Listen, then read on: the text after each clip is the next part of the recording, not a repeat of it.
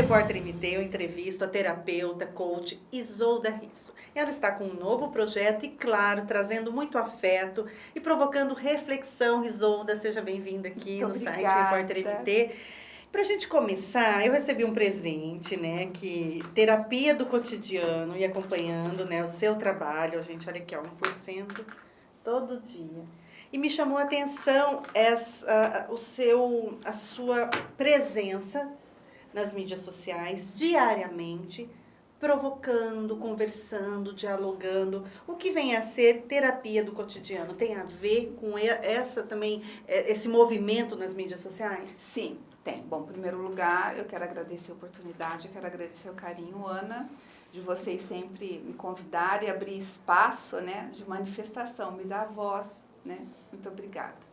A terapia do cotidiano, ela surgiu após eu passar por um processo de profunda reflexão de vida, de propósito existencial. O ano de 2019, eu passei por uma dificuldade de saúde muito grande, eu acabei me afastando de tudo, né? Vários projetos. Vários projetos, eu tive necessidade de me recolher para me recolocar comigo mesma. E 2020 veio a pandemia e eu vejo ela com um olhar abençoado, que ela, a mim e a muitas pessoas também, né? Embora seja um processo doloroso, ela fez com que as pessoas se aproximassem delas mesmas. De aprendizado. De aprendizado, de convívio consigo mesma, de reflexões. Por exemplo, eu acredito, tenho certeza de que eu hoje estou caminhando com referência no meu propósito existencial, em decorrência da pandemia. Eu tinha a programação de viajar. Eu tinha a programação de viajar de abril a novembro. Eu ficaria fora, ia fazer um curso de filosofia e tal. Veio a pandemia, eu tive que ficar em casa. E sozinha, meus filhos já moram sozinhos, cada um está na sua vida. E a pandemia... Filha médica, minha né? filha é médica, meu filho é engenheiro. Então, eu já estava sozinha na pandemia.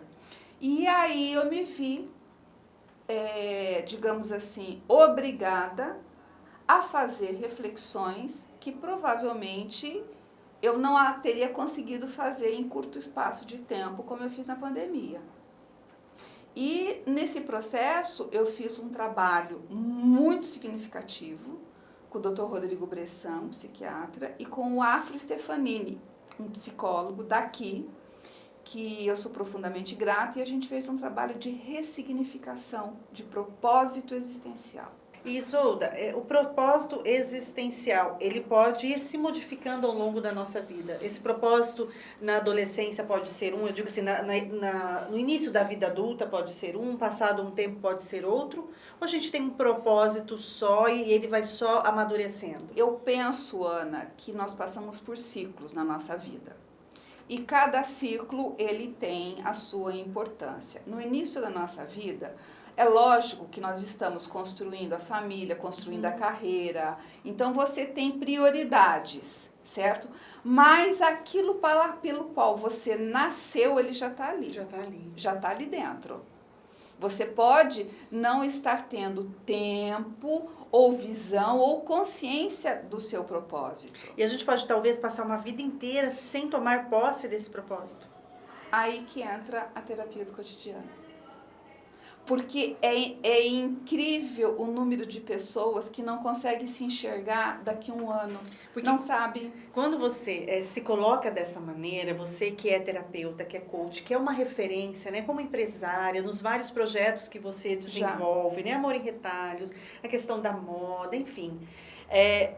A gente às vezes pensa assim, olha, fala, imagina, Isolda, né? E aí quando você chega aqui e fala, não, eu tive um processo de ressignificação na vida. O quanto isso também é importante para outras pessoas, para dizer, tá tudo bem, tá tudo certo. Se você está nesse momento de angústia, tá tudo bem.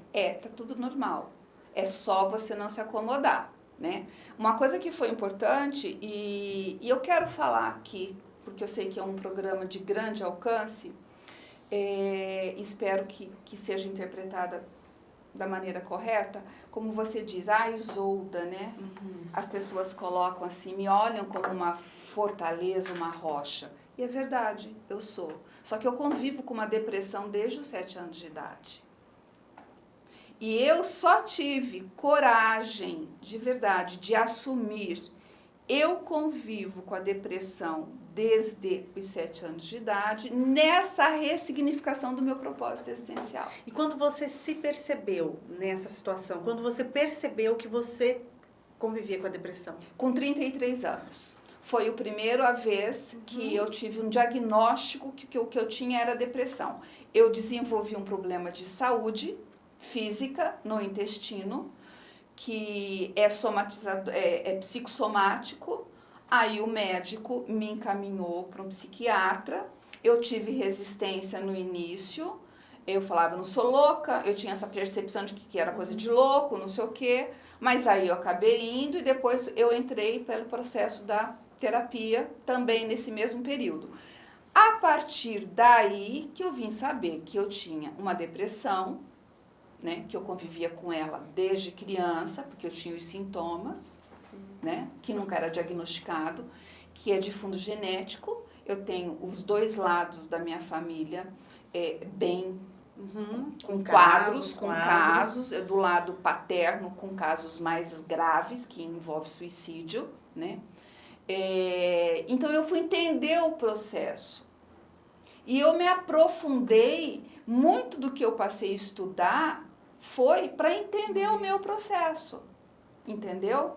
E ao longo dos meus 59 anos, eu tive 5 crises de depressão, sendo que dessas 5, 2 foram muito violentas, mas assim, extremamente fortes, de você acordar pela manhã e falar, meu Deus, o que eu vou fazer? Então, você buscar forças, tal. Então, eu acho isso importante. Nessa ressignificação de vida que eu tive agora no ano de 2020, eu falar isso. Primeiro lugar, porque eu acho que pode auxiliar muitas pessoas, né? Que ninguém é uma rocha completamente, todo mundo tem as suas dificuldades e as suas dores, mas o que é importante, não se acomodar. Ao longo da sua vida, por muitas vezes você acumulou vários trabalhos, mas sempre teve um braço de ajudar outras pessoas. É terapeuta, é com coach, é com retalhos, comunidade, é costura, é moda, é arte. Então, você sempre teve essa vertente, agora poderia ser diferente. Não tem como ser. Só que agora a diferença é eu abri mão do meu lado empresarial. Certo? Eu reconduzi todo o meu lado empresarial. E hoje eu me dedico 100% à terapia, ao coach, ao autoconhecimento, à arte-terapia. Tem uma coisa que a terapia do cotidiano entra, ela tem um nome, mas ela remonta a Santo Agostinho. Santo Agostinho, ele nos dizia que todos os dias, ao final do dia, nós deveríamos parar e fazer uma análise do que eu poderia ter feito de diferente. Então, Sócrates já falava, conheça-te a ti mesmo e conhecerás os deuses do universo. Então, a terapia do cotidiano, ela vem para que a gente faça uma reflexão diária sobre o que eu fiz aquele dia, sobre aquela escolha naquele dia, e sem a pressão de uma visão a longo prazo. Ana, uma coisa que eu percebi desde a época em que eu atuava como life coach, as pessoas, alguns viviam no futuro. Daqui 5 anos, daqui 10 anos, certo? Outras viravam para mim e falavam assim, eu não consigo me enxergar daqui 6 meses. Eu não sei como é que vai ser minha vida, eu não consigo me ver daqui 6 meses. E nós entramos num processo, culturalmente, de trabalho excessivo, de projeto, de meta, bate meta, isso. Para algumas pessoas, funcionam essa adrenalina. Para outras, não. Elas entram em desespero e aí elas se paralisam, porque é tanta coisa que tem que fazer, é tanta meta que tem que bater, tanta pressão que a procrastinação se instala.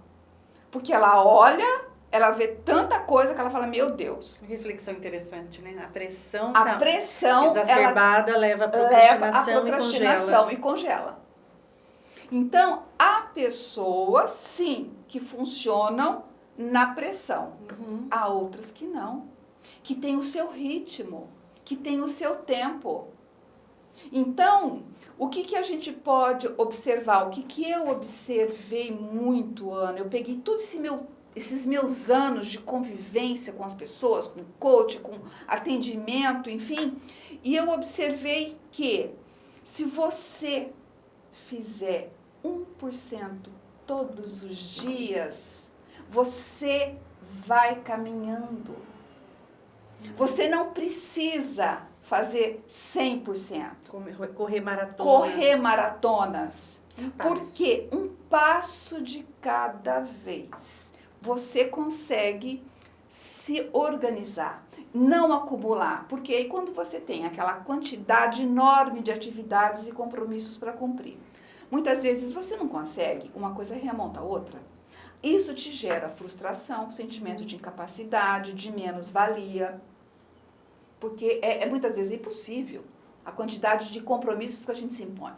Então, quando você define o que eu vou fazer hoje, qual vai ser o meu 1% de amanhã? Tá, às vezes as pessoas falam assim, mas é muito fácil fazer só 1%. Não, esse 1% é aquele que vai te dar maior resultado. Então, você começa logo pela manhã, você define qual é o que vai me trazer um resultado melhor. Normalmente é o mais indigesto. É o mais difícil. É o mais difícil. E a gente protela. É o que a gente suspira, né? Fala, eu preciso resolver, a gente não resolve nunca. Exatamente. Então, aí entra 1%. Você resolve ele. A partir do momento em que você venceu aquela atividade que a princípio é a mais indigesta, só que ela vai te trazer mais resultado, as outras vão por consequência. O grande problema é que a gente fica protelando e adia fazer aquilo que realmente tem que fazer. Você fica comendo pelas beiradas. Só que nas atividades, comer pelas beiradas não traz bons resultados. Você tem que ir no cerne. Só que vá no ritmo devagar. Dia desses, uma pessoa virou para mim e falou assim, mas escuta, você está na contramão. Você não acha que você está na contramão? Eu falei, eu acho que eu estou na contramão do mundo. Mas eu estou na mão do equilíbrio. Está na hora da gente desacelerar, Ana. Nós não temos como mudar a situação que está instalada, mas eu tenho como me mudar. Eu tenho como saber como que eu vou conviver, como que eu vou me posicionar nesse mundo acelerado. Eu quero isso para mim? É só desequilíbrio.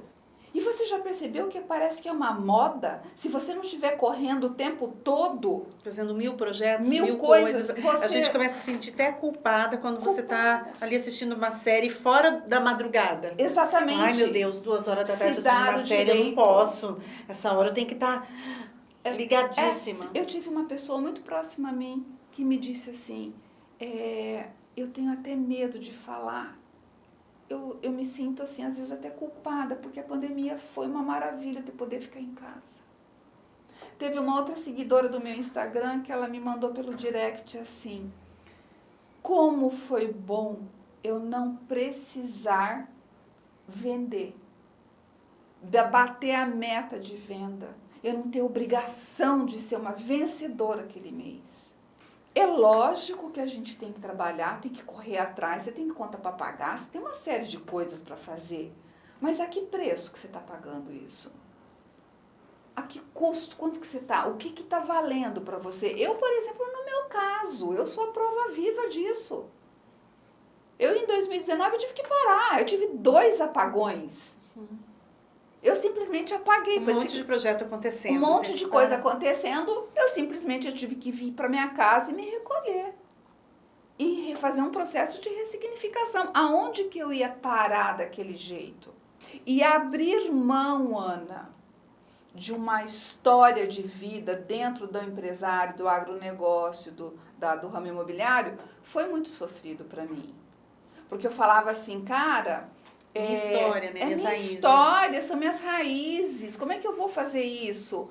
Por outro lado, eu preciso viver aquilo que eu trago desde que eu me entendo por gente na minha essência, né? Que o meu propósito nesse meu processo de ressignificação é auxiliar as pessoas a enxergar o que elas têm de melhor dentro de si. Trabalhar autoestima. Autoestima. Porque, Ana, nós ao longo da nossa vida, de forma geral, nós fomos educados a valorizar o outro. Mas a gente não foi educado a se valorizar. Se valorizar. E chega muitas vezes, a gente tem a impressão que isso soa até de maneira arrogante. Arrogante. Né? Então a gente aprendeu dessa maneira. Exatamente. Você pode elogiar o outro, mas se elogiar é ser arrogante. Se você observar no meu Instagram, eu fiz uma live e eu coloquei que a tarefinha daquele dia, daquela semana, seria enxergar uma qualidade sua todos os dias. Não é tarefa, é prazer do dia. Prazer do dia! Nossa editora aqui. Nossa editora. Fazendo participação. É isso mesmo. O prazer do dia. E eu, lógico que eu fui dar o exemplo. Bom, eu colocava lá. Eu sou generosa. E eu sou uma pessoa generosa. Eu sou uma boa mãe. Eu sou uma pessoa honesta. Então, assim, as pessoas têm dificuldade de assumir o que elas têm de bom, de conquistas. E muitas vezes, Oda, quando a pessoa te elogia, você fala, imagina. Pois é, Não uma dificuldade você é muito maravilhosa. grande. Imagina. Eu vou sair daqui um dia, eu fiz uma enquete. Você tem dificuldade de receber elogios? Tem. 80% teve dificuldade de receber elogios. Por quê? Porque ela não se enxerga. Ela não se dá valor.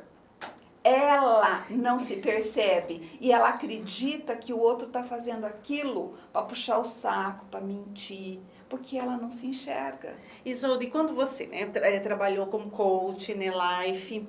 8 anos. 8 anos, então você teve essa percepção do que as pessoas, né, pensavam, idealizavam, né, os seus projetos, os seus sonhos. E aí agora, em relação à autoestima, que é o foco principal, é como se fosse uma percepção também, que a autoestima é ali a base. Se a gente não tratar aqui, não adianta a gente fazer coach, não adianta a gente fazer o que a gente quiser, estudando pós, mas se a gente não tratar o que é base, não vai. Outra coisa, Ana, não vai ser se fixando nos nossos defeitos que a gente vai crescer. Por exemplo. E nas culpas. Nas culpas. Por exemplo, as Larga pessoas a mão de culpa, falam gente. assim, eu procrastino. Ok, tá. Você procrastina. Agora, não vai ser você se fixando no seu processo de procrastinação que vai te fazer Eu crescer. sou assim. Não. O que você tem de bom? A pessoa fala assim, eu sou assim.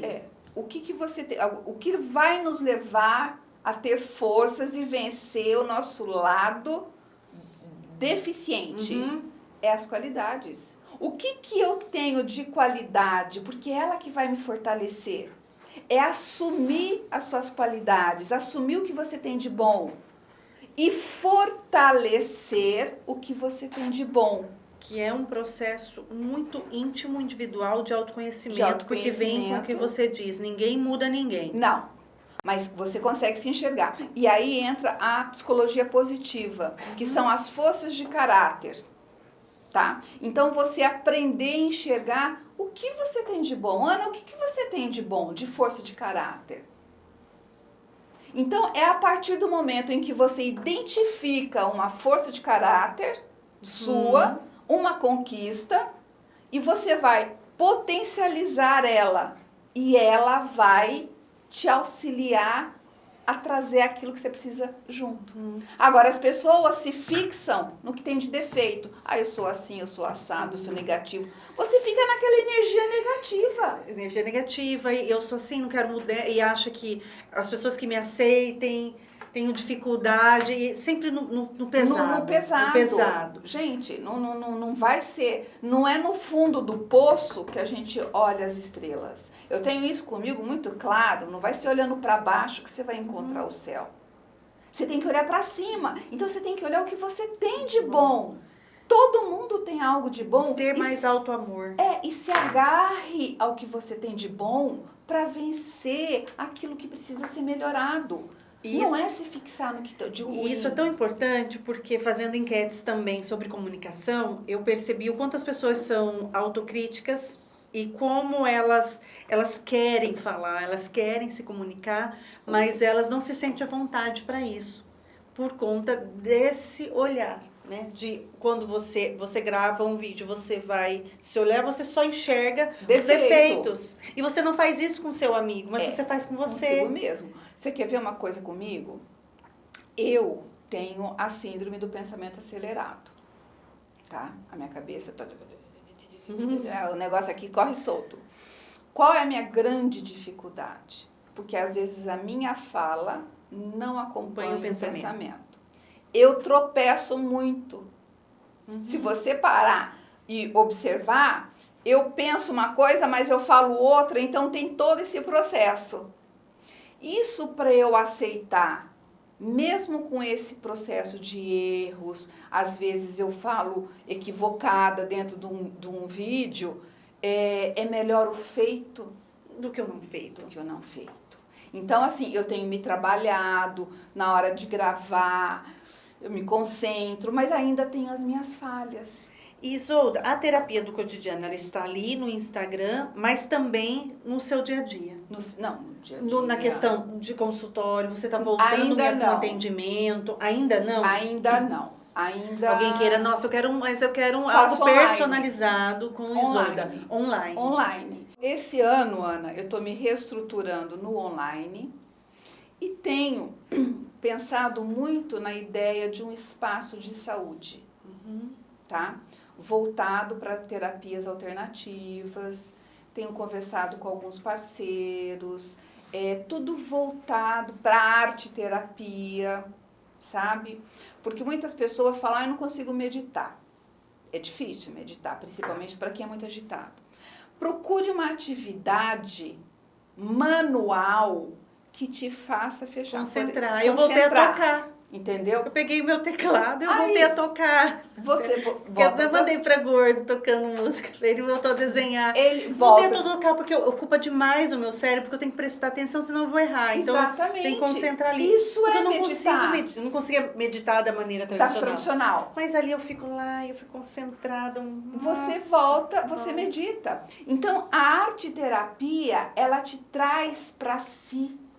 Outros é com planta. Qualquer coisa que te faça desligar desse barulho do mundo hoje. Nos protege de adoecer. Entendeu? Porque todo mundo quer ir pra fora, pra fora, gatilhos para um surto. Exatamente. O índice de suicídio aumentou demais. As pessoas tiveram que se trancar, ficar dentro de casa. O uso de medicação. O uso da medicação. Então, assim, hoje eu estou me reestruturando online, né? Já tenho alguns atendimentos via o online. Estou fazendo uma pós-graduação em psicologia transpessoal, que está sendo muito, muito bom para mim. E tenho aí meu parceiro de todos os dias, né? Gordinho, né? Amado, fedido meu. Nosso editor, diretor, nosso gordinho, que está sendo um anjo comigo, né? Nessa questão dos vídeos, das gravações, das edições. Então, deve sair um curso online no segundo semestre. E eu estou muito pessoas feliz, que queiram trabalhar sua autoestima, autoconhecimento. Tá na hora de voltar para dentro. Não tá na hora de voltar para fora. Não tá no tempo da gente viver as experiências somente externas. A gente passou muitos anos, vivendo para fora. Sabe? Tá na hora de voltar para dentro. E agradeça esse momento. Ele está servindo para nos reeducar. Isolda, isso é a entrevistada de hoje. Eu que agradeço.